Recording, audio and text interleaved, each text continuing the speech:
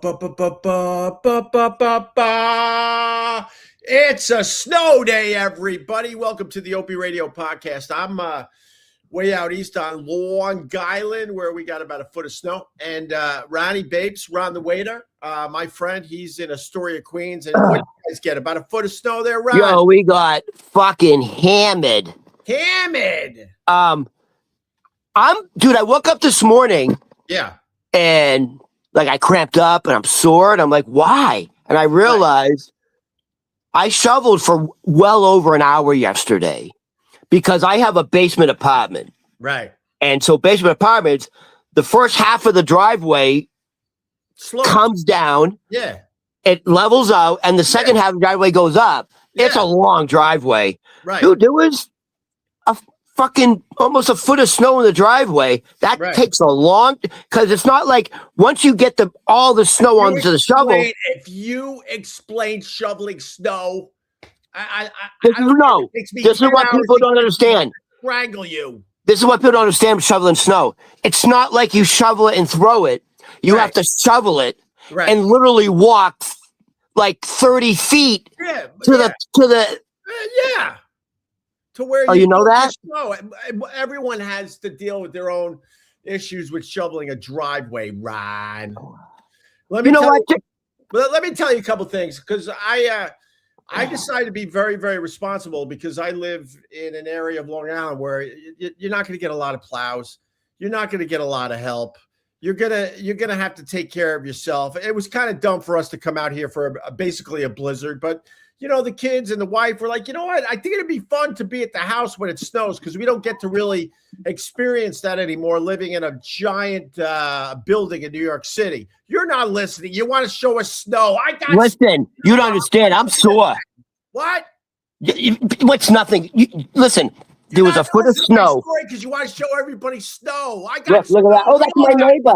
He was up. Say hello. You're live. Look at that, dude. Look how long that is. Yeah, we get it, Ron. Wow. Dude, the snow was up to here. Oh my God, you're just amazing. Yeah, look at you, Anderson Cooper. You're like Anderson Cooper now, Ron. I hear the ear raid sirens, Anderson. Let's get into the bomb. How about you go back to your house, because now we're losing the signal. Oh, this Ron, the waiter, you're driving. It's right there. And now I got to deal with the fact that you see with the American flag are in the Super Bowl. That's George Costanza. Your apartment. We can't hear you. You're crapping out. That's George Costanza's parents' house. That's the house from Seinfeld, right there with the American flag. That's where they do Festivus. Oh, that's amazing. What about where Archie Bunker lived? It's literally the next street. Is it really? Literally the next street, yeah. So look. All right. Look at all I had to fucking shovel yesterday. That's crazy. That's all you look. did? Here's the pile. This is where we put it. This is the pile. Oh, look at how crazy that is, Ron. It's nothing. Oh, dude, I feel like Anderson in a war zone. Right. You shoveled. Dude, it's freezing out. Driveway. It's freezing. Look at that. Yeah, it's freezing, Ron. So you see how this is the entrance into my house. Oh my God, this is an amazing, amazing podcast. No wonder we're taking off the podcast world, because it's segments like this that are just getting the people going, we need more. Steven, make me a hot bath, please. All right. Are you getting all right. Why is the signal worse in your house than outside? Because I'm gonna damp. Now you have a bad signal, Ron. Thank you. This has been a great podcast. All right. Well, listen to me. So I when the storm hit yesterday morning, I get up early, even when I'm not doing this. I'm a morning person. I'm an early riser. Right. I decided that I'm going to get in front of this storm. So I started shoveling. Oh, look, half-inch of snow. I'm done in 5 minutes. What? Silly. Have some tea. Oh, amateur. Will you let me do my stupid bit? I don't have many bits. Let me do my goddamn bit. By the way, that's true. You don't have many. Go ahead. Oh, I don't have many bits? You want to see one of my classic bits? Here's one of my classic bits. Bye-bye. Bye-bye, Ron. Bye-bye. Mature. Very mature. So, and then I'm like, hour later, oh, let's go back out and shovel again. Oh, that took 10 minutes now. Fast forward, I was in it to win it. Now I'm out there 40, 45 minutes trying to give us a path in case we have to get out of here because they were warning about losing electricity and frozen pipes and aliens and ice knocking on your door. So I'm like, I need a path to get out of here with my family. And then my neighbor, right, late yesterday, he comes out to do the first shovel. And I couldn't help myself. And I like this person. I go, you know what? You should have probably been doing this all day like me. Look at my nice path. And then he's like, can you help me? I'm like, oh, no, now I got to help you because you're irresponsible. You had to open up your mouth and brag. So I'm pushing a car. Excuse me. I have a question. I'm in the middle of my bit. And then we finally get him out. I'm like, yeah, that's fun. That's 2 hours I didn't really need to do today. But I'm glad you have a path out now. I have a question. And I think we're all thinking it. Excuse me. You live in a very swanky fucking part of Long Island on the beach. And you're telling me you don't have a fucking one of those fucking sit-down snow blowers, or at least the one where like it's automated? You don't have a machine to do that for you? I'm fortunate enough to live. I have a house at the ocean. I couldn't tell you the last time I was shoveling snow out here. So why would I be overly prepared? So what are you shoveling? I got a snow shovel and some fucking salt. That's all you need. No, but what do you have to shovel? Your driveway? What are you shoveling? What are you shoveling? Your driveway? I'm shoveling my driveway and I'm getting it back to the. I hope you look like you eat Snickers upside down so you can feel the veins. All right, thank you. Whatever. What does that mean? I don't know. But she's spamming the chat with that. So I figured if I put her on the big screen, we can all have a big laugh and then she can move on with her life. She look cute. So here's the thing about the shoveling, right? So I'm like, I got a path to the. Oh no, I don't. Everyone can relate to this. Oh, I got a path to the show. Oh no, I don't. Because just when you're about to have the path to the street, what happens? The giant snowplow comes flying through and blocks you back in. I'm like, oh, I got to start over. But it's been fun experiencing a big snowstorm out here instead of being in an apartment 500 feet above the streets of New York City. Thank you. Hey, this is really the first snowstorm I can remember in years and years and years in New York City. Yeah. We've actually gone a few winters like with no accumulation at all. Oh yeah. That's it. That's what you got to say. Well, yeah. Everyone was watching TV. We all know it's been in New York about 4 years since we've had some decent snow. Right. That's why I don't have snow blowers and all the fancy stuff out here. So here's my not snowing a lot and only being out here mostly when the weather's a lot nicer. It's stupid to have all that. So this was what I was experiencing, like here in Queens. Yeah. And there's no salt. You can't for your life. All the supermarkets, the salt is impossible to get. Right. In New Jersey, they were saying they don't have enough salt for the roads. Right. So they're only salting intersections. Right. Did you experience that? Did you try to get salt? You had salt? I got salt, Ryan. Oh, you're responsible. No, yeah, because we were out here 3 days ago. Like, everyone's going to do the mad rush a day before. So let's get prepared.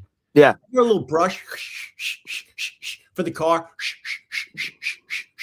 I got my snow shovel and I got my salt.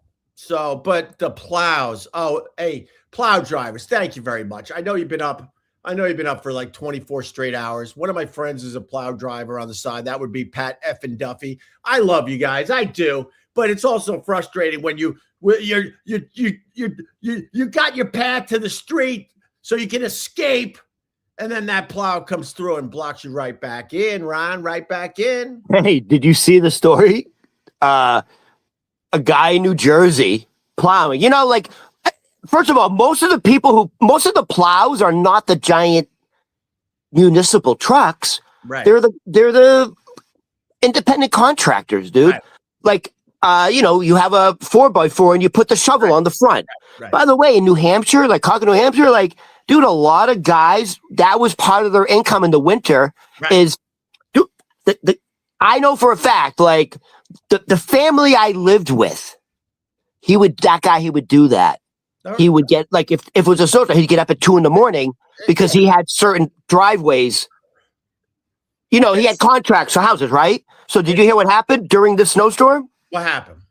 So a fucking guy, private contractor, pickup truck, whatever thing. He's so high on the yayo. He's so high. Yeah. He plows literally through a house. He lost control and literally went through the front door of the house. Nice. And the officers were like, they realized he was slurring his words and his pupils were pin drops. Yeah. And then he passed out and they had to give Narcan. Oh damn! Really? Yeah. Yeah. I'm a fan of these plow drivers. They're not really sure where the road is. Yeah. No, go ahead. It's okay, Opie. I was going to help you. What I'm about to say is going to sound, who gives a shit? When you interrupt, then it turns my stuff into who gives a shit. I was going to say, I'm a fan of the plow drivers that don't know where the road is. So all you hear as they're going down the road is poof, poof, poof, poof, as they're just taking out mailboxes. Oh. Right.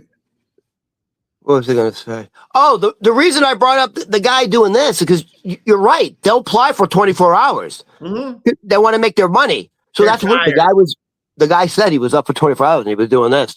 Yeah, they're tired. But, this talking about snow plows triggers me because, I was just a young kid when I learned that my second grade teacher, while on a trip to Canada, was decapitated by a snow plow. Jesus. Anywho, so this conversation kind of triggers me. Like they survived? How do you survive a decapitation, Ron? Could you? Well, your leg. No, I'm thinking like this isn't a Steve Martin. Wasn't it a Steve Martin movie where what's her name? Terry God's head was in a jar or something? No. I've seen people with like from the waist down. There's nothing. Perfect. They're perfectly fine.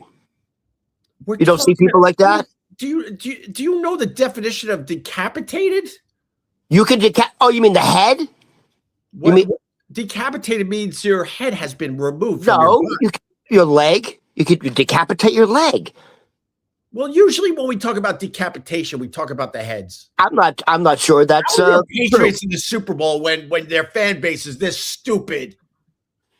In commemoration of the Patriots, dude, like who had this on their bingo card? The Pats are back, baby! Pats are back. Patriots are back! What the fuck? It's in commemoration of the Patriots being back in the Super Bowl. I'm wearing a medal. I'm wearing a medal in commemoration of the Patriots. What's the medal? New York. You're wearing a marathon medal? First of all, why do you still have that? Go give that to Trump. Trump gets all medals now. This is my New York City Marathon medal. So I'm wearing that because I'm a champion and the Patriots are champions. Yeah. So champions are uniting. Yeah. Well, listen, your Drake May better play a little better than he did yesterday. You got the Seattle Seahawks, a team where most of us can't even name two players, even though we're football fans, and they're in the Super Bowl, and they're a tight team. Tight. So I want to say this. Opie and I, this is a big time professional show. We actually do prep work. We prep work. It sure is, Rod. So, and Opie likes to call me in the morning with his, raspy voice. It's very nice. Hi, Ron. Are you ready to podcast? And he says to me, and I agree with him 110%. Yeah.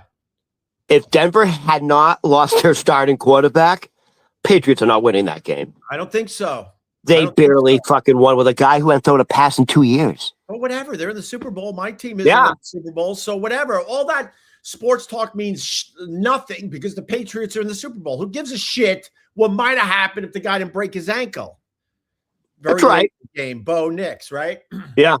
Let me tell you something, Ron. Can I take it for a second? Because I have a lot to say about this. I lived in Boston for 3 years. So I got some skin in the game. I got some feels when it comes to the Patriots. I'm not going to lie. I got some feels. But to call myself a Patriot fan all these years later, no way. No fucking way. I'm a Bills fan. I've joked about liking 3 teams over the years and stuff. But the fact is I've been a Bills fan, God, since 18, 19 years old. A long fucking time. This is what's driving me nuts. The Pats, what? They won 4 games last year. It was Drake May's first year as a quarterback. And you guys are going to the Super Bowl. Fucking, we've had Josh Allen crushing since 2020. Pretty much right up there as one of the best quarterbacks in the NFL for the last 6 years. And the Patriots get to go to the Super Bowl before the Bills? It's driving me nuts. What are you talking about? Fucking Josh Allen is one of the biggest losers I've ever experienced. The whole fucking organization are losers. Enjoy it, Ron. Enjoy it. It's driving. And here's the other thing, though. And it pains me to say it, Ron. It pains me to say it. I want the Patriots to win the Super Bowl. Cheers. Cheers. I got Boston roots. Nice. L'chaim. I made a name L'chaim, my friend. Here in Boston. I got to root for your boys, Ron. It pains me to say that, but I'm rooting for the Patriots. All right, hold on. I want to get your thoughts on something because the fact I didn't realize you were such a massive Buffalo Bill fan. Now it kind of explains some of your idiosyncrasies. Big word I used. Big word. Ready? I want your thoughts on this. Yeah. Now, guess who's in the running to maybe be the next head coach of the Buffalo Bills? Everyone? Phillip Rivers.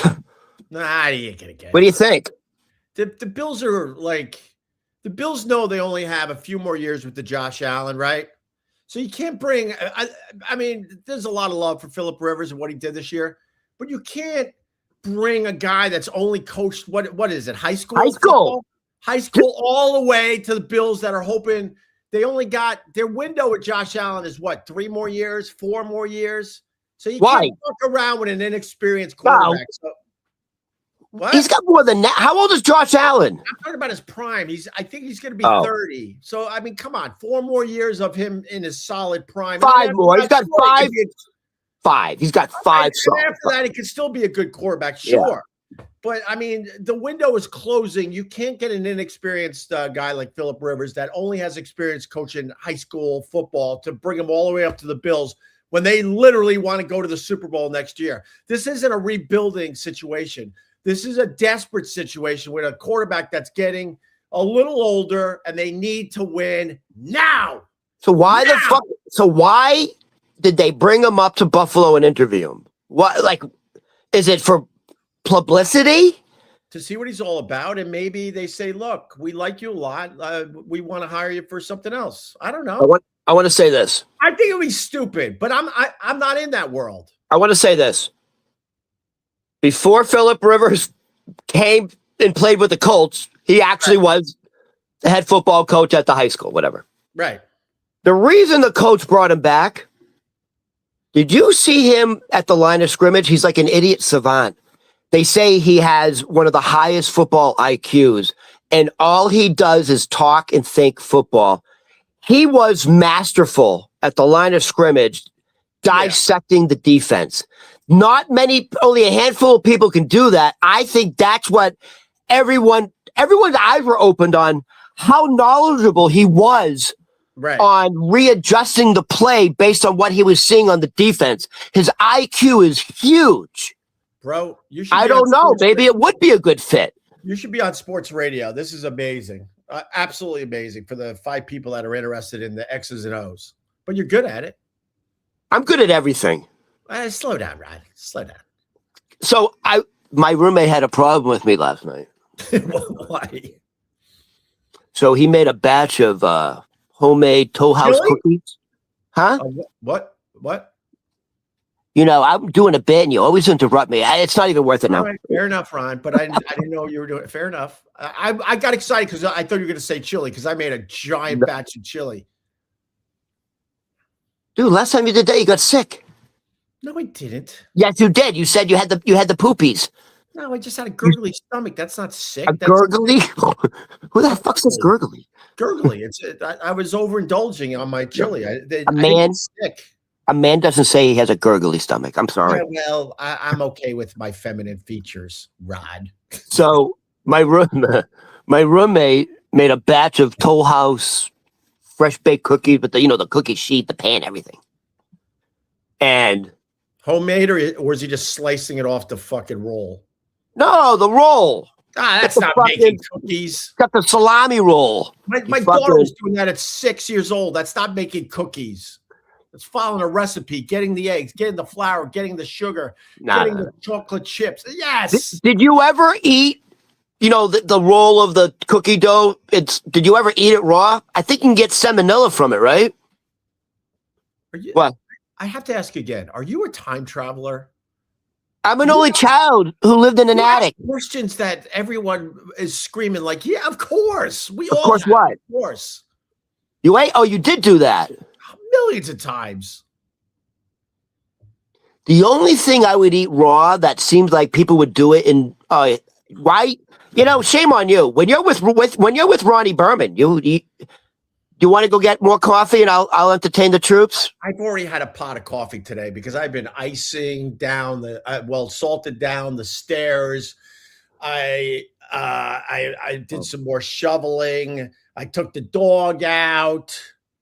I survived falling through ice over the weekend. Right. No, I fell through ice, Ron, all the way up to my knees. And I got cold really fast. And I've been dealing with the upper respiratory. So I panicked and I had to run home. And by the time I ran home, everything I had on was completely frozen. Were you immediately? Was it so cold? Was it painful? Yeah, and I was scared because I do have an upper respiratory. I'm way on the other side of it, but I still am not 100%. And then I fell through the ice, and then my kids were laughing at me because I went into full panic mode. Like, oh my god, being a little sick, I got to get these clothes off me immediately. So I ran back to the house. It was probably a quarter mile to a half mile from the house. Oh, really? Oh, wet clothes? That's bad. By the time I got home, I was like this. Oh, Jesus. You didn't make it. And then, oh my God. And then all my clothes were completely frozen. Oh my God. We almost lost you. And then the kids were laughing really hard at me because I'm not going to lie. I panicked a little. Oh my, really? Yeah, because I was freezing before I fell in because it was it was frostbite. Out here, there's not a lot of trees. So that wind was whipping. The wind chill was well below zero. Dude, when your clothes are wet and you're in like severe wind chills, it can be dangerous. And you're frozen and your clothes, actually, you're better off having your clothes freeze than stay wet, actually. Well, but thank you, Ron, I'm trying to guess the guys call me a hypochondriac, but Ron knows, my friend. You had hypothermia. Thank you, Ron. We're back. I'm trying to gauge the distance. Up top of your mug, we're back on the same page, bitch. Oh, we're friends again. Yay! Like I'm trying to gauge the distance. Could you see the house from where you were? Believe me, like when you have to go a distance and you're freezing, you can panic a little bit. I was like doing this. I couldn't get my breath. Jesus Christ! My legs were like frozen. So let me ask: did you have your phone on you? And then my son's like, Dad, that's not how you get out of a lake after you fucking fall in. Everyone knows you get on your belly and you're doing army crawl. What you were doing wasn't the right way to do it, Dad. So we almost lost you. No. Say, what if you fell and tripped and couldn't get up? You're done. Well, I'd have to find a new partner. We were in an area where we know the water was very shallow, so we're fooling around with the ice a little bit, and then I fell in. It was literally up to my knees, maybe a little higher. But then I fell forward trying to get out because I panicked. So then I had ice water all the way up to my neck. You panicked and then fell forward, so you were completely wet. Oh my god, dude! It's like a Benny Hill fucking scene. See, this is why people love listening to us, because I admit the stuff that you should never admit. You should never admit that you panicked after falling in ice. You should never admit that your kids were making fun of you. You should never admit that. You want to look like a tough guy in front of these cameras. This is like one of those like NBC where they give you like information. Yeah. Talking about like you did everything wrong, by the way. You fell in and then you went face first in. You actually, this kind of dangerous situation because you panicked. I just wanted to get out of it. And I was very surprised it fell through to begin with because the ice was really solid. I have a question. I learned something. Salt water doesn't freeze as well as non-salt water. So you're saying the ocean the ocean that was starting to freeze and you thought you could walk on it? The ocean. I mean, you know how cold it has to be for the ocean. So where were you walking where there was ice? There's other like inlets and stuff. Oh, I see. Like the marshes. The marshes. Kind of like you were walking through the marshes? Kind of like the marshes, yes. Because I used to shop at Downtown Crossing at Marshall's. Right. Yeah. Remember Marshall's in Finley's basement? Yeah, there you go. But so the big news is the snowstorm. The big news is the Patriots. The big news is Minneapolis.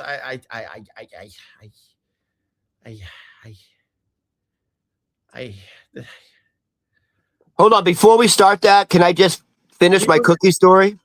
Oh, I'm very sorry, Ron. For real. Jeez, my God. Sorry. When you interrupt me, I get really mad. So I want to apologize to you, Ron.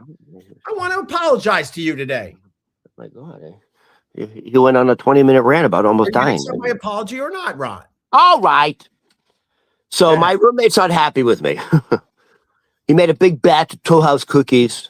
Yeah. And I fucking probably ate 2/3 of it. And then I threw up, and then he got mad at me for wasting the cookies. Why did you need to eat so much goodness? I didn't throw up from that. Watching the Patriots, I consumed 100 ounces of Lagunitas. Ooh. I had 5 20-ounce cans. That's 100. Jesus. That's 100 ounces. Did you do the IPA? I did the Lagunitas IPA, 6.2% alcohol. Right. 5 of them, 20 ounces each. That's 100 ounces. Then I pounded the fucking cookie tray. I went to bed, and around 3:30 in the morning, I'm like, here it comes. Like, I was like, there's no way I'm going to go back to, dude, I was like, my stomach was bloated. Like, all the beer was fermenting with the cookies. I had unbelievable heartburn. I run to the bathroom. I go to get on my knees for the toilet. And I go into full-blown fucking muscle cramps, my hamstrings, because of the shoveling. And now I'm stuck and I can't get up. And I'm in incredible pain. I finally get up. And I'm like, well, I can't puke in the toilet. Oh, my God, Ron. And I just fucking, once again, I filled up the bathroom sink with Toll House cookies and with a nice brothy soup of foamy IPA. Oh, my God. That sounds and like my roommate goes, dude, seriously?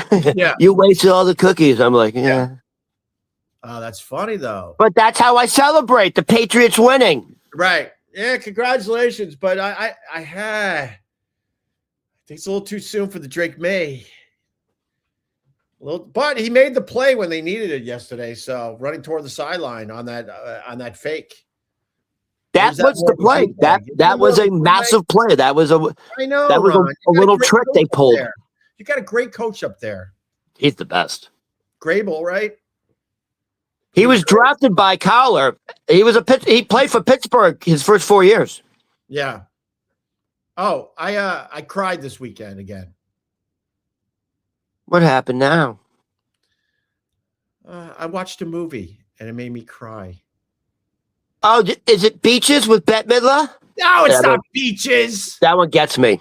Because your community loves that movie. Oh, yeah.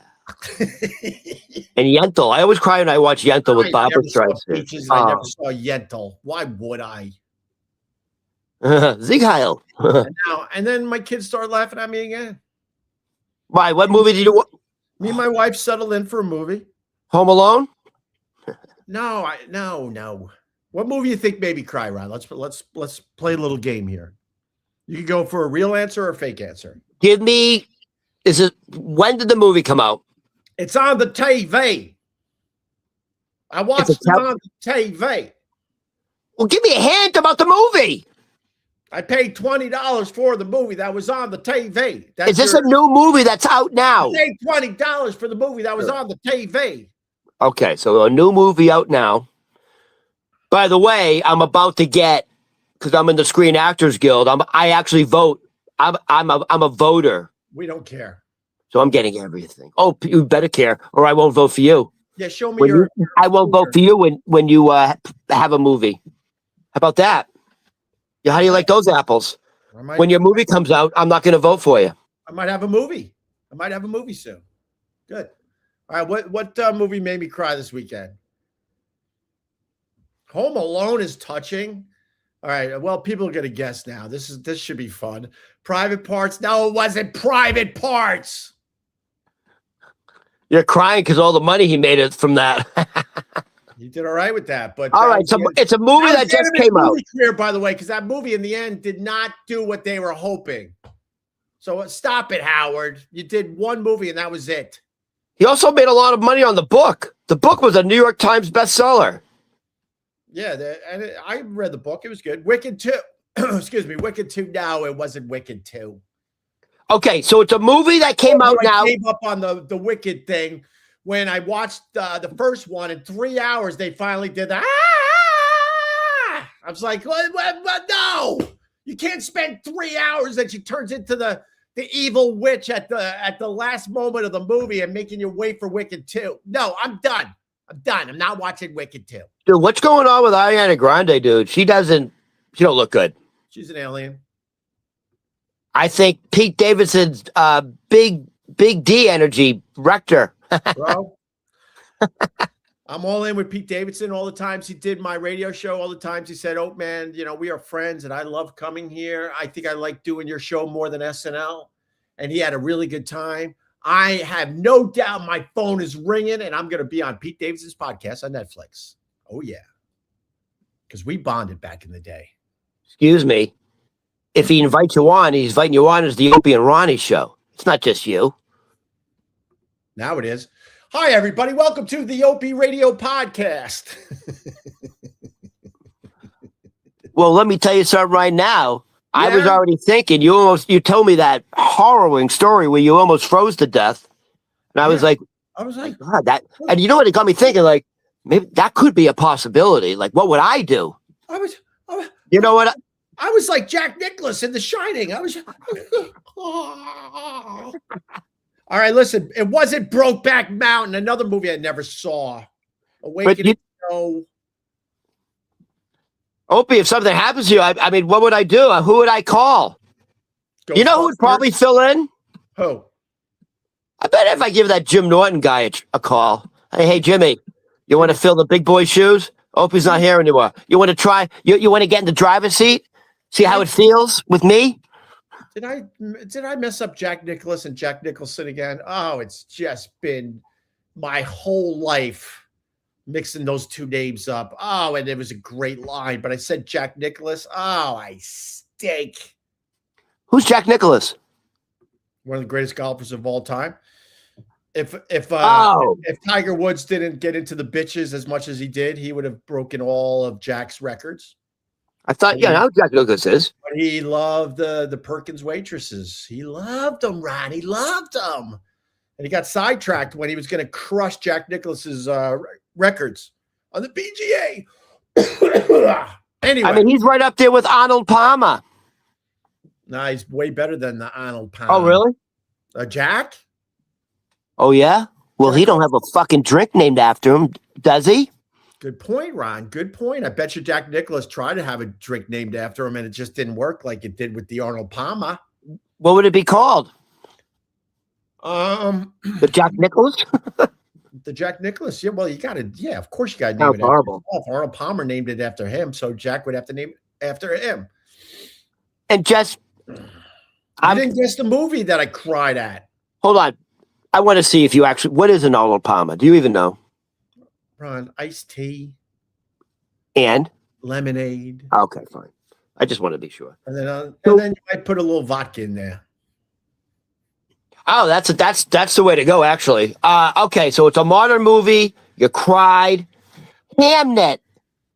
You fucking cried up for Hamnet. Hamnet? Yeah, that. Dude, that just won a couple of. Yes, Hamnet. Dude, I don't know. Can you Google it? Hamnet. Just Google it. No. It just won a couple of awards. She just won for Best Actress. It's a movie. It's an Irish movie about Hamlet, but it's called Hamnet. So obviously it's not that movie. All right, what else is out? Frankenstein's out. No. You didn't cry in Frankenstein? All right, fuck it. I'm not going to tell you. Well, I'm guessing. What do you want from me? I guess you are a bad guesser. I guess. Yeah, everyone's on pins and needles wondering what movie this was. So what movie was it? Like, no one gives a shit. Well, they kind of give a shit, Ron. Who is it? What is it? They're all trying to guess. I cried watching with my wife. Got to add the with my wife part. No, I don't think I have to add with my wife part. I would have watched this movie by myself. Fuck yeah. I'm a man's man. Oh, it's a chick movie. No, it was Song Sung Blue with Kate Hudson. And Wolverine? Huh? And with Wolverine? And he looks like Wolverine through the whole fucking movie because he has the same facial hair at times. I'm like, that dude, you still look like Wolverine. No, but he's probably getting ready. Like they do a lot of that. Like they prep for other movies while they're doing a movie. Hold on. Like Wolverine. Hold on. So it's Kate Hudson and Hugh Jackman. Is it based on is it like a biopic? Are these real people they're portraying? Well, that's what's really interesting because I don't think they marketed the movie properly at first because you thought it was a movie about Neil Diamond. It is a movie about Neil Diamond. At first I thought Hugh Jackman was playing Neil Diamond. Oh, okay. But he's not. Hugh Jackman is playing a guy that was like an entertainer that did Neil Diamond songs. So he was a Neil Diamond impersonator. Impersonator would be the much better word. And so what's Kate Hudson's character? Kate Hudson she's Thunder and Lightning. She's Thunder. She's Lightning, I think, because they were named Thunder and Lightning, and they fall in love. Oh, okay. And his whole thing is he's obsessed with Neil Diamond. He's an impression. What was the word you said again? Impersonator. He's an impersonator. Dude, he's a Neil Diamond impersonator. I'm not gonna lie, I'm so tired from shoveling for like all day yesterday. Well, you almost died. No, I didn't. That was how many days have we been out here? That was about 2 days ago. Fucking Kate Hudson. Kate Hudson. I'm debating if I spoiled the movie or not. Kate Hudson, everything's going well, and then, things aren't going well anymore. And then their love story it takes a little Don't ruin it. A left turn there, and then you're like, wow, now things are bad. So if you watch enough Hollywood movies, right, you're like, oh, this is such a great, perfect story. Something's going bad now. And then when something goes bad in the movie, you're like, yeah, but now they're gonna go back to something good happening because that's what Hollywood does. No. But during the something's going bad now part of the movie, that's when I cried. Oh no. Oh my God. Like, give me the degree of crying on a scale of 1 to 10. Like watery tears where you just little little choked up. Oh my God. And then I might have yelled at the TV. You gotta be kidding me. Did you hold your wife's hand for support? I didn't want to look, were you hugging your dog? We were on two parts of the couch. I didn't want to look over there at that moment. Oh, embarrassing. Oh, she doesn't make it. It's a love story, and she doesn't make it. She doesn't make it. I'm not giving it away, but it's a really good movie. And then the next day, there's Kate Hudson. I follow her on the Instagram, and she's got. I bet you do. I bet you do. Where she's sitting and visiting with Neil Diamond himself. He's now well in his 80s. Movie's good, man. Kate Hudson, I think, might win it, bro. She might win it all. Yeah, she's a lot of buzz about her performance. She's got the Wisconsin accent down, and she knows how to sing, and she shows emotion. Hold on. Didn't she win an Oscar, got nominated? Didn't she play another movie like 20 years ago? Almost Famous. Did she? I think she won for that. But that was also a movie about rock and roll and music, right? I don't think she. I don't think she won anything for that. She was. I think she may have won for that or nominated. Yeah. I'm telling you. And then she won. She did some Shakespeare shit. I don't know. She's just a piece of ass. All right. So what we man. Were you embarrassed? A little bit. Do we know? We know Opie's a big softy. He likes the love stories. He doesn't like when the love stories go south. I don't love the love stories, Ron. You cried, baby. It's okay. When was the last time you cried at a movie? What movie, Ron? Let's get to know you for once. Stop hiding. Tell me the last time you cried at a movie, and what movie was it? Weekend at Bernie's. See, he was dead the whole time. It was very upsetting. You don't have any real answers around to anything. Honestly, this is true. I don't remember the last time, but I can tell you which movies I did cry at. Okay. The eyes were definitely super watery on Golden Pond. Oh, respect. Yeah. Like, I can't tell you recently, but on Golden Pond, that got me. I had a daddy that I didn't really see cry. I saw him cry twice. One time after his open heart surgery in the hospital, but the other time I took him to see The Passion of the Christ. So that's a million years ago now, right? 25 years ago, maybe. Are you telling me you cried at that movie? I'm talking about my dad crying. If you don't even know the basics of what I'm talking about, why are we even trying? Oh, yeah. We're trying. I already talked about me crying. Now I'm talking about my dad crying. Yeah, but I'm thinking you cried together with him. That's what I'm saying. No, I'm thinking. No, I don't think I did. Oh, you didn't see it with him. All right. No, I saw it with him. The movie was... at one point, I said to myself, I wasn't going to act up in front of my dad.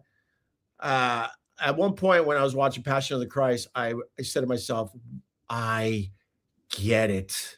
They tortured this person. I get it. The whole movie was him just getting tortured. How old were you? I don't know, 30s, I guess. Oh, you're 30. Jesus. Okay. You're a grown. I was mad. I'm like, I get it. They tortured this guy. Jesus. I thought you were young. Yeah. Well, I didn't see it because I don't like to see Jews being tortured. Maybe even late 20s. I don't know. I mean, I wasn't like a kid anymore or anything like that. So, and I looked over. My dad was bawling. At which part? Probably the whole fucking thing because they just. Oh my God! The whole movie was tortured. Oh, did your father go to church on Sundays?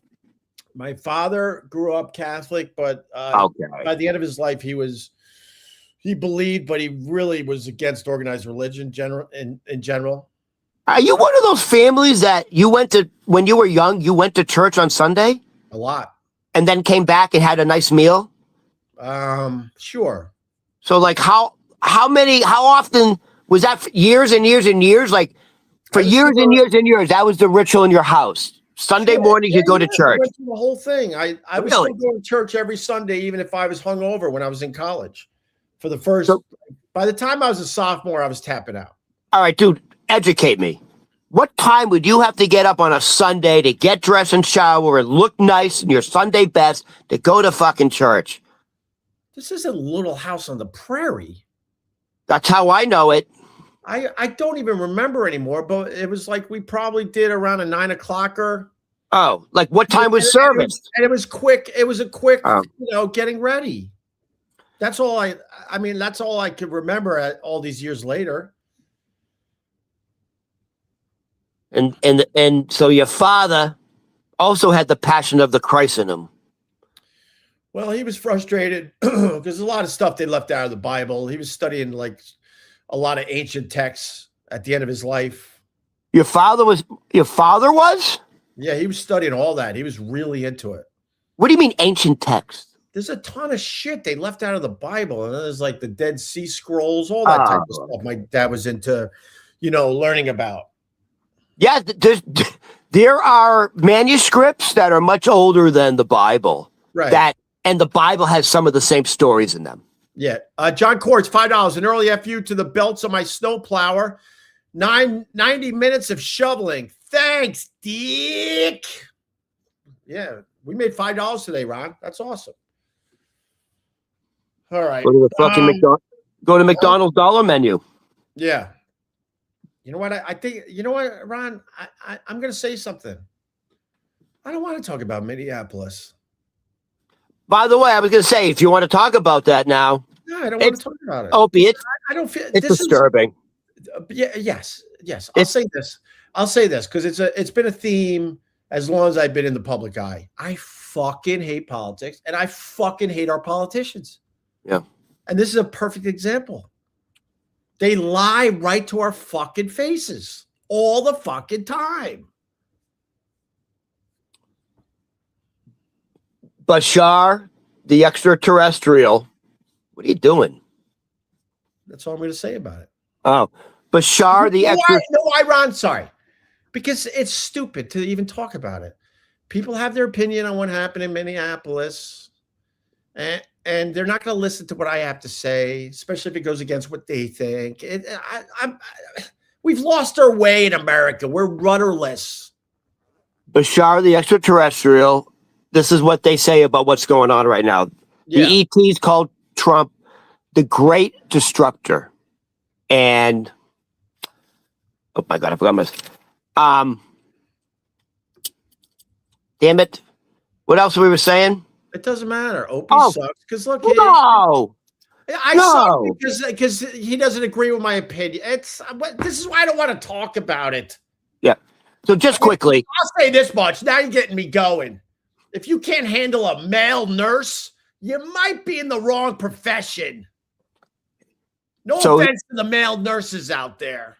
But if you can't handle a male nurse, 7 of you can't handle a male nurse, really? And you get to keep your jobs?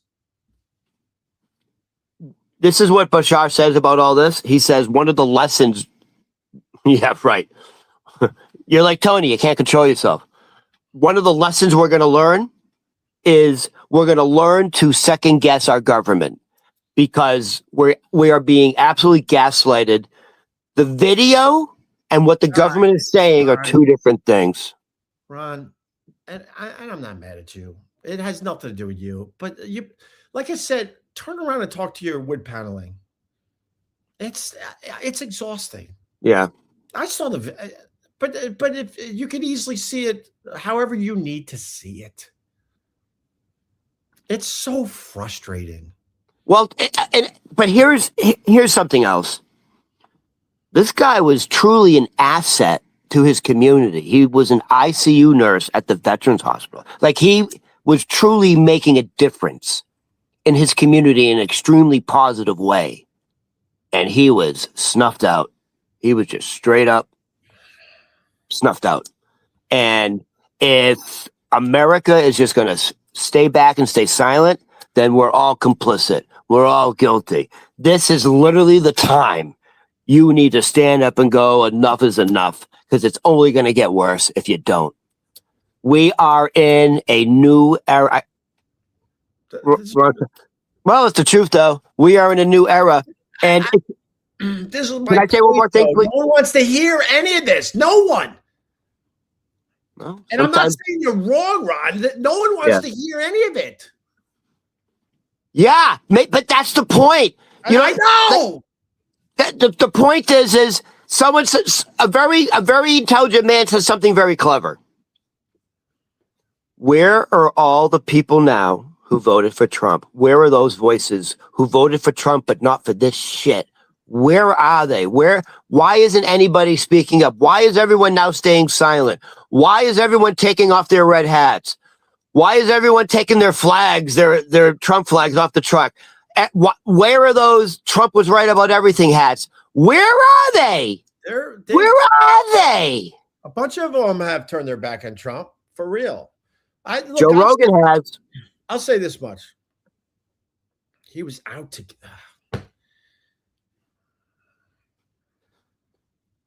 Serenity now.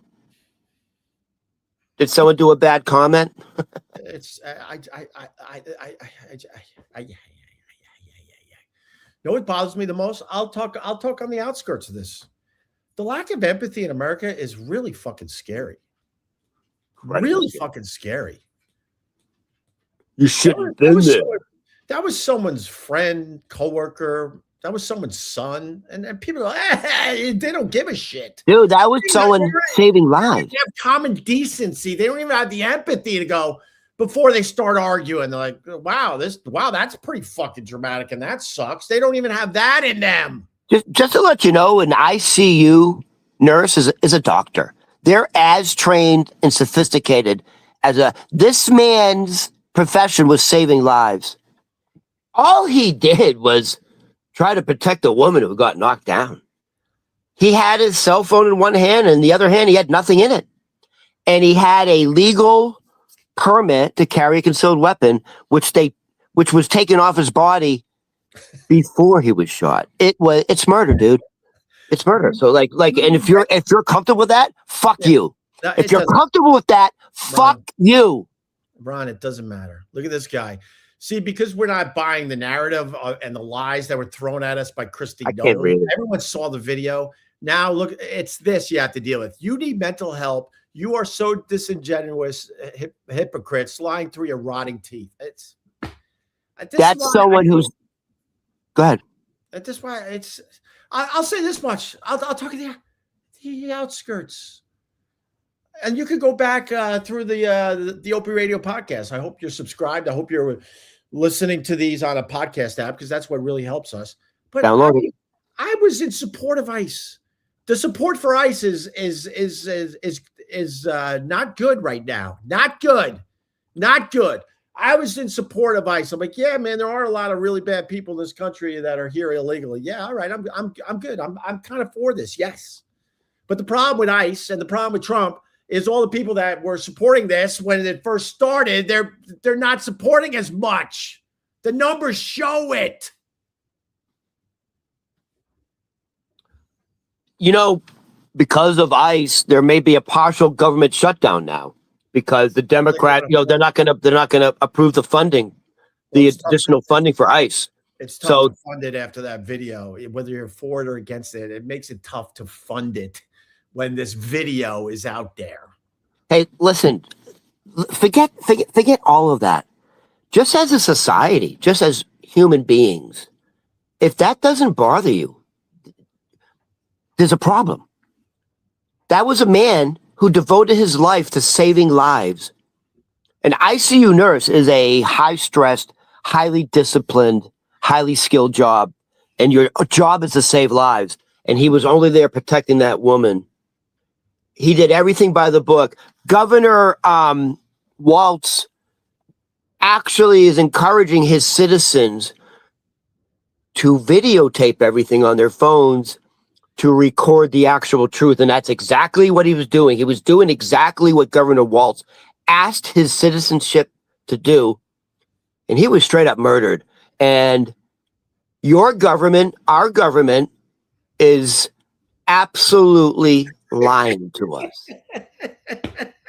And if you're comfortable with that, then hey, ignorance is bliss. It really is. Ignorance truly is bliss. I'm not laughing at you. I'm laughing because this is why I don't want to talk about it. I just made my point that I was a supporter of ICE in the beginning because I really think there's a lot of really bad people, which you could also say criminals in America illegally. I said this whole rant, and this is the first comment. Get some help. You are self-destructed. You have failed at life. You are supporting illegal criminals. What the fuck is wrong with you? These people can't. They're not listening. I literally said something that you would support, but you didn't want to hear it. They don't care. That's the point. Blindly following our Lord Jesus Christ. That's the point, Opie. There's no compromise. There's no listening. It's and by the way, this is also a human phenomenon. What human nature does? What human nature does is, fuck, you start doubling down on the guy you voted for because you don't want to seem like you made a mistake. So you start doubling down on the mistake because you don't want to say, fuck that, I guess I was wrong. That's human nature, man. I studied human nature in college, and sociology. As humans, none of us want to be wrong. Yeah, it's the ego. That's the ego protecting you. It's really tough for the majority of human beings to admit that they're wrong, to admit their faults. Sure. I took a class called Interpersonal Communications in Geneseo. He's long gone, but Dr. Getzinger, I bow to him. It was the greatest fucking college class I ever took. I learned how to read people. Whatever. My minor at Northeastern was sociology. I have a minor in sociology. That's why I'm like a idiot savant when it comes. I love sociology. If I didn't go into communications, I would have went down that path. I think I love sociology, but it doesn't matter, Ron. Now we got half the people fucking mad. I don't care. It's just like. No, but seriously, you got when do you stand up and go, Jesus Christ, what I just saw is not right. It's just not right. You're not going to get it. It's straight up murder, and you're going to lie about it. So guess what? This is the danger of it, Opie. Society starts getting desensitized to it, and it becomes normalized. We're there. We're getting there. We're there. And by the way, this is literally the fucking Nazi playbook. It's literally, if you see when Hitler came into power, they're following the playbook. They're literally following the playbook. And if you think I'm bullshit, do your history, do your research. What the Nazis were dismantling when he first came into power is exactly what Trump is doing with the educational institutions and the news corporations. And he's changing the culture, like at the Smithsonian. It's literally the very first things the Nazis did to change it is the very first things the Trump administration are doing. Going after the educational systems, going after the news media, the museums, changing the culture, getting rid of Black History Month, changing the narrative. Changing the narrative. All right, Ron. These people want to love you, but now they're so mad at you. I feel like it's my duty and obligation to actually expose the truth. Well, the truth's out there, people. I'm not going to lie to you. When I had the opportunity to talk to a lot of people, I'm like, oh, wow, man, I could really maybe, speak my mind and maybe hopefully get people to think a little differently, use their critical thinking. It was all bullshit. It was all bullshit. So like, I was thinking of like, because I have a minor in sociology, I was like, oh, maybe I'll have a career in that. And I'm like, what kind of career could you have in like sociology? So like, one of the careers of like sociology is like the post office hired a sociologist they brought in a sociologist to study the phenomenon of post office. You know when they go, hey, he went postal? All right, yeah. Careful. So right. They got a guy that studies that. So the post office goes, This has become a phenomenon. We don't understand why it's happening. We want to understand it so we can stop it because it was becoming a real issue in America. It became such an issue, it became a verb. This is what this guy got out of your whole rap. Fucking losers. Yeah. MAGA, baby. MAGA, baby. Yeah. Really? Are you enjoying your fucking coffee that's now 20% more for tariffs? You like that one? You like fucking, yeah. Are you not a coffee drinker, my friend? No one wants to hear it. They don't want to hear it. You don't want to hear it? Yeah, that's what I'm saying. You want to the ego. I voted for him, and I'm going to stick with him. They don't want to Hoo-ha! Hoo-ha! It's like fucking Pacino, the blind movie. Hoo-ha! All right, Ron. They don't want to hear it, though. They don't want to hear it. They've dug in. That's their man. I don't know. It's exhausting. I think Trump should have got in front of a camera this weekend, but, you know. It's exhausting. I really thought that Trump should have got in front of a camera because when things are really tough in America, like the president, sometimes you lean on that president. I think there's the 40th anniversry of the Challenger explosion. And, man, there were a ton of fucking people that didn't like Reagan. A ton. He was the great communicator, though. And when times got tough, he got in front of a fucking camera and said, all right, here's what's going on. We need that. Nowhere to be found. He was hanging out with his wife with that stupid movie that no one's gonna watch. Oh my God! No one's watching that crap. Melania. Groundbreaking movie, Melania. We get to see the inside workings of Melania. You know, there's going to be a perfume bottle. Two women crying about their boogeyman. Boogeyman. We're crying, Ron. We're crying. Crying over you. Why don't you go with your band Aerosmith with the crying song? How'd that go again? I can't even. I left you in cry. Jesus Christ, that was like fingernails on a blackboard. I know. All right, give me your best crying songs. Didn't Bryan Adams have one? What was it? I don't know. For some reason, I thought he had a song about crying. I think it's Aerosmith's crying song is the best ever, right? Sure. Yeah, why not? All right. Well, did you? I thought maybe people would start chiming in. Oh, this song and that song. Do we even have any people left out there? I'm going to openly admit that it's stupid to talk about this because you're not changing anyone's mind. I don't know what's going to be the thing that kind of brings us a little more together, a little more. It's okay. Do you know what's unfortunate? Jamie's Crying is the best crying song. All right. Jesus. Yes. Well, hold on a second. Jamie's. Who sang that? Jamie. Oh, Van Halen. Jesus Christ. Crying. Yo, that's in the top 5 right there. You know who had some good crying songs? All those fucking like Motown, the doo-wops. The doo-wops? No, like the doo-wop. What about Tears from Heaven? Is that a crying song? Wait a minute, Smokey Robinson, the clown, crying. Don't bring up Tears from Heaven, please.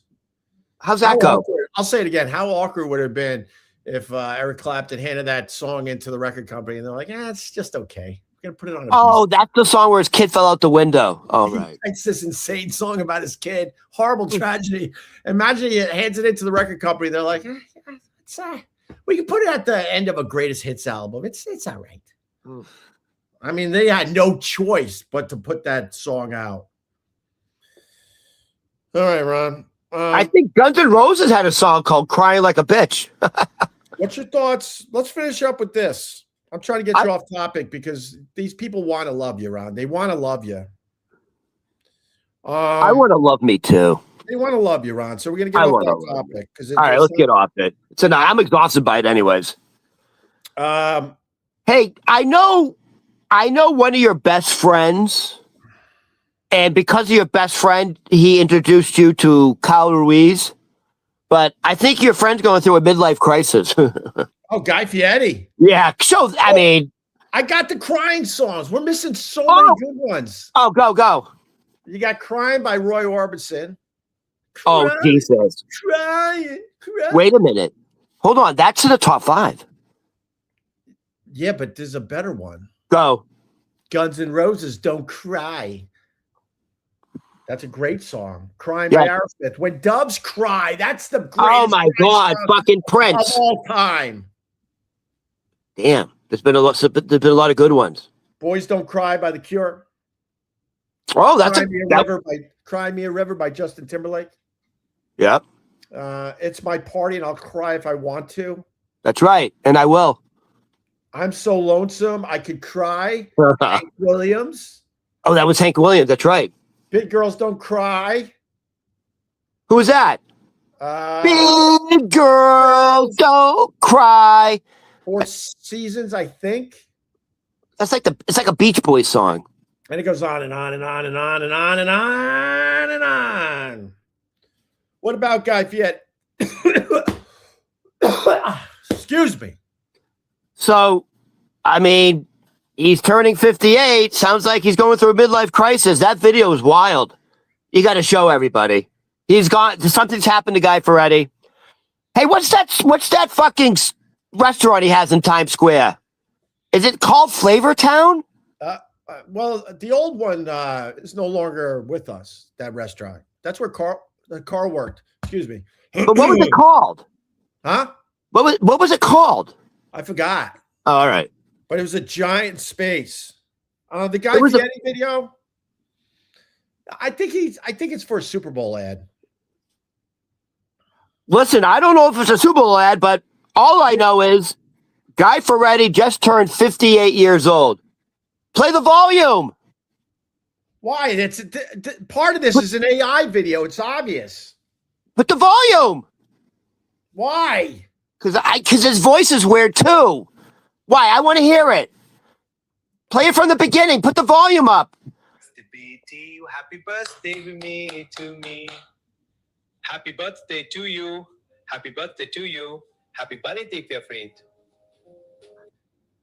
All right, time to cut this beauty. That's a lot of AI in that video. He made it. He made it. It's not someone like pranking him.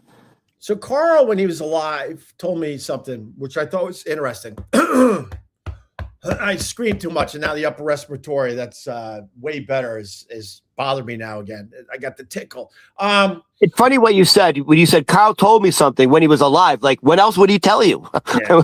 But Carl said, like, the thing about Guy Fieri, like dyeing his hair and having the facial hair that's bleached on everything. Carl's like, when Guy's done, he could just go back to his natural hair and shave his fucking goatee, and he could live a normal life. And Carl said in a way like it's something that Guy wants eventually when he's out of the spotlight to be just left alone. So then when that video popped up where he just has black hair and no fucking facial hair, it brought me back to what Carl said. But with that said, I mean, the reveal will be interesting. I think it's a Super Bowl ad. But sorry. Yeah. Go ahead.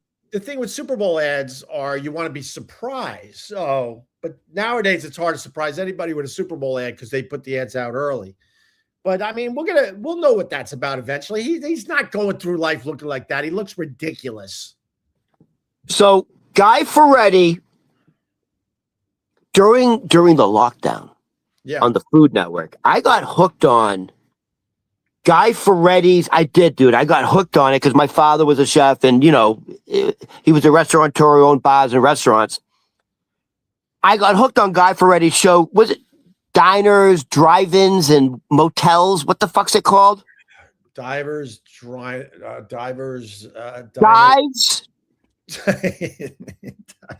Dives. Diners, dives. What? What's it called? Dude, I'm not gonna lie to you. I got a touch of dyslexia. So there's a couple things that I have dyslexia. One is the Steve Martin, John Candy movie, Planes, Trains, and Automobiles. I'm always confused which one goes first. Right. It's they started Planes, Trains. They started on a plane, then they started on a plane, then a train, and then an automobile. So I think it's called Planes, Trains, and Automobiles. But every time I have to say the name of that movie, I have a real tough time. And the other one is Diners, Drive-ins, and Dives.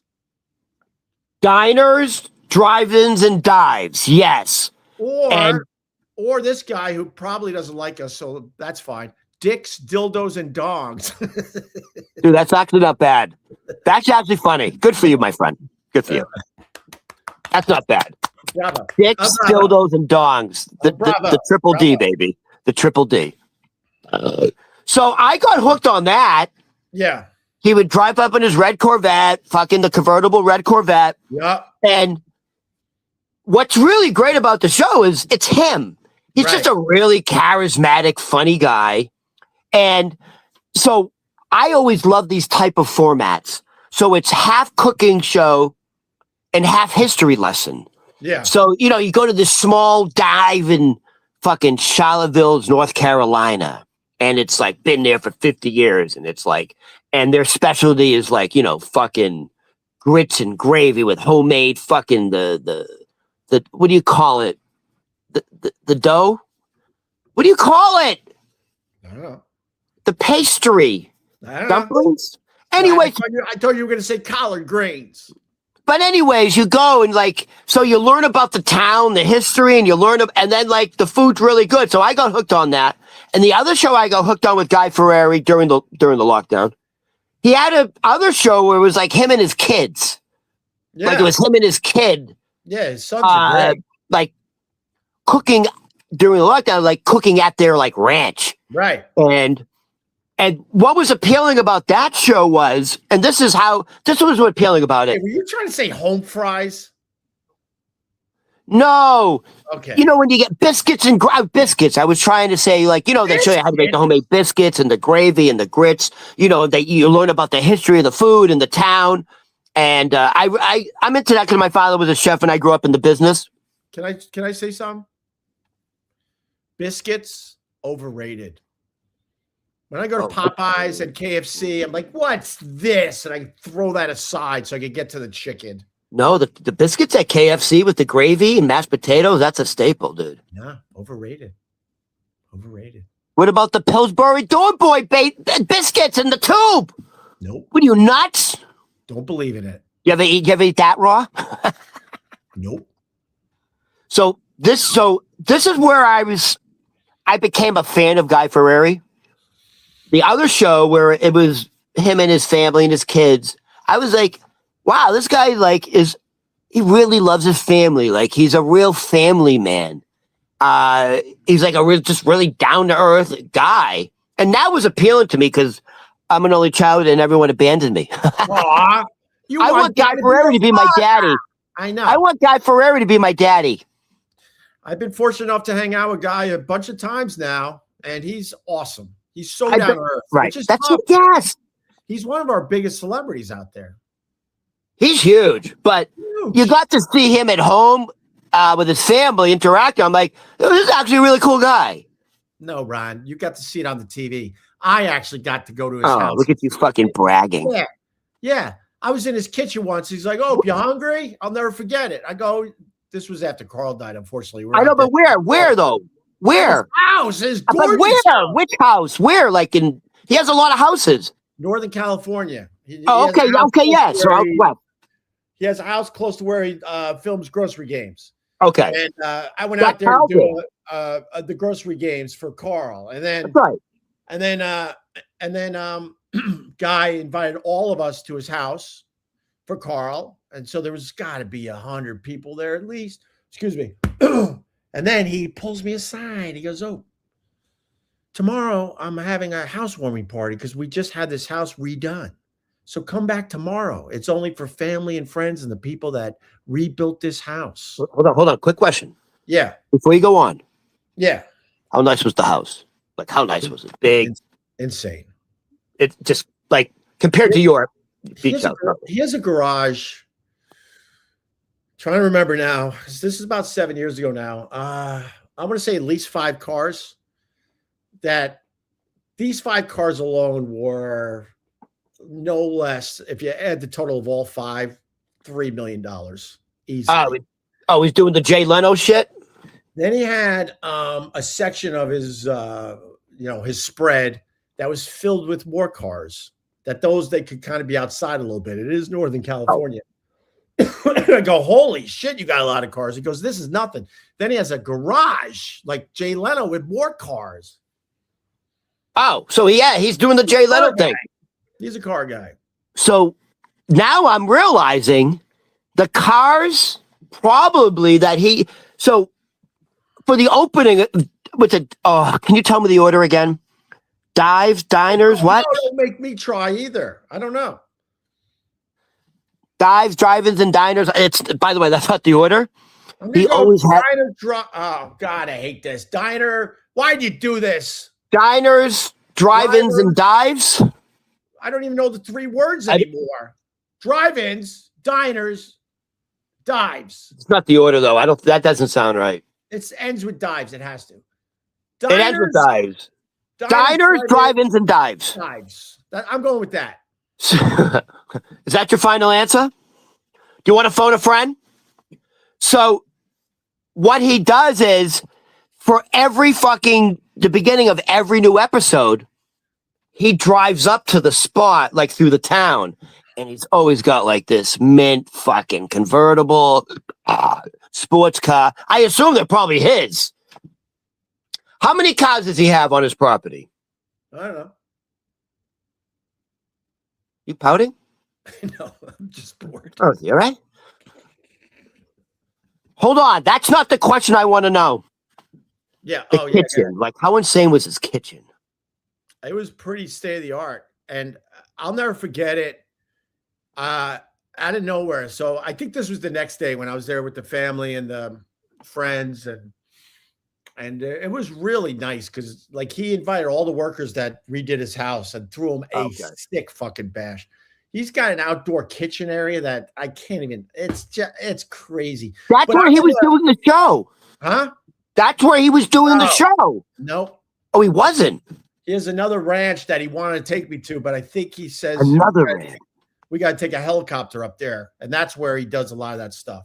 I'm sorry. Hold on. You can only get to the house by a helicopter? Something like that, or it's the easiest way to get there. I'm sure there's a road that gets you there. How rich is Guy Fieri? It's crazy. So he's like, yeah, go ahead. I'm trying not to blow up his spot, obviously, but then I also want to brag a little. So I'm in the kitchen, and he goes, "Oh, are you hungry?" I'm like, "Fuck yeah, I'm hungry." And all of a sudden, he whipped up this Korean shrimp dish within minutes. That was one of the best things I ever ate. And he's just like, he's not measuring anything. There's flames shooting up to the ceiling. He's got the state-of-the-art pans. And he's babbling and talking as he's fucking making this thing that was one of the best things I ever ate. He just whipped it up is my point. Whipped it up. Whip it good. Devo. He's a really good dude. When I got fucked by SiriusXM, he was the first person that called me. Oh, really? So that's a good friend. First person. So he's a good friend. And then others that I helped promote their shit for a fucking decade. To this day, still haven't heard from him. Hold on. My phone rings. I'm like, it's Guy Fieri. He's like, bruh, are you all right? What do you need? Tell me. I'm like, I don't know. I don't know, Guy. I was out of my mind. I'm like, I don't know what. I don't know. I have a question. Like, he wanted to make sure I knew that he was there for me. I have a question. Yeah. You don't have to talk about it. When Carl passed away, like what? Like did you reach out to Guy? Guy reached out to you? Like, I mean, that must have been emotional. It was, we had one night we were on the phone probably 2 hours. Oh, okay. And we have text messages. You know what? I shouldn't say that one. Let's just put it this way. We were worried about Carl. Before he passed away? Yeah, because of his lifestyle. And we were trying to get Carl to slow down a little bit. And did you ever have an intervention with Carl? No, I mean, I said my 2 cents over the years. Yeah. You know. So when he finally passed away, like, it sounds like you and Guy weren't that shocked. Well, I mean, man, I don't want to. I mean, this is the good shit, though. But, like, when me and Carl and Vic Henley would walk around the city, I'm a bunch of years older than Carl when we were hanging out. And Carl would beg us to slow down. He was having chest pain since the day I met him. And that's how he went out in the end. How old was he when he passed away? 42. 41, 42. That's super young, dude. I'll tell you, man. He had a wife? He was going through a separation / I think it was officially a divorce by the time he died. But did he have children? So stepkids. But yeah, he looked at them as his kids. Okay. So that's going to be tough on the family and tough on them losing their stepdad. I was in this house when I got the call from Gloria. What do you mean you were in his house? No, I was here. Oh. And it dropped me to my knees, if you want to really? Drop me to my knees. Who told you? And part of me, I don't think part of me is still hasn't gotten over it. Who told you? Gloria, who's was Carl's assistant. Oh, okay. I didn't know who that was.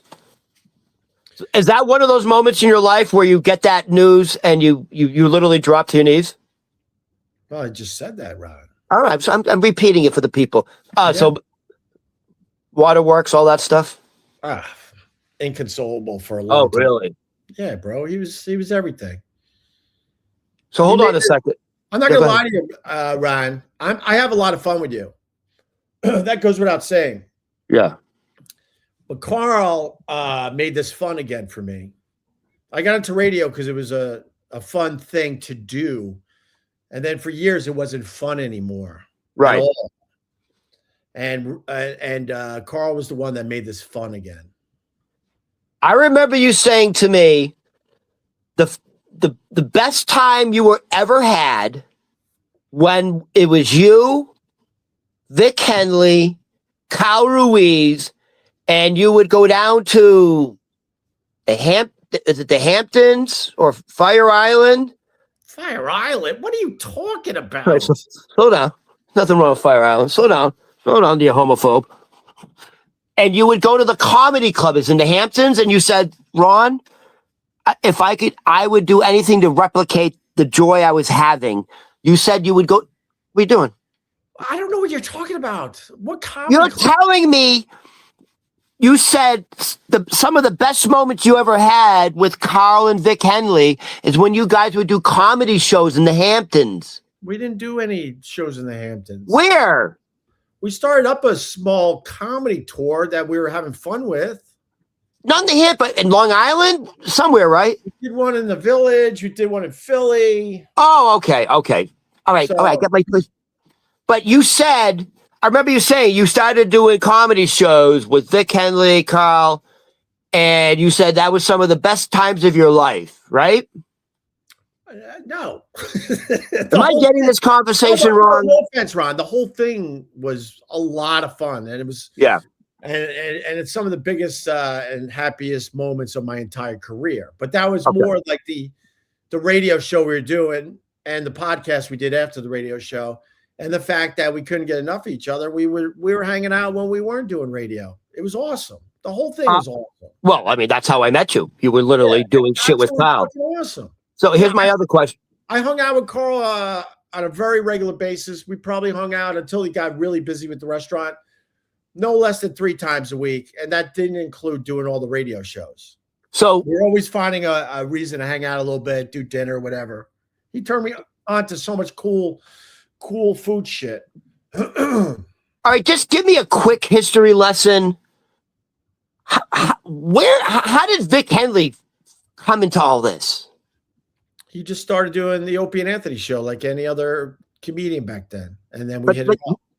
But what you knew him? I'm trying how did he? No, just like we didn't know fucking Theo Von when he first came on the show. No one knew who he was. Oh, I see. Okay, I see. So he came in to promote shit, and we hit it off. So he was just like a local comic, and he did the show, and it was good. Was from Alabama, and he lived in that New accent. York City for many, many years. So it looked like you, Vic Henley, and Carl were a fucking tight group. So my question is, when Carl passed away, like, how did Vic Henley take it? Did it rock him like you? Yeah, they were really, really close. I know. That's what I'm asking. Like, it must have rocked him. Carl needed a place to live for a little bit, and Vic, brought him in. Oh, really? Yeah, they were roommates a little bit here and there, nothing crazy. And then, was he living in the city? Huh? Was Vic Henley living in the city? Yeah, on the east side. Okay.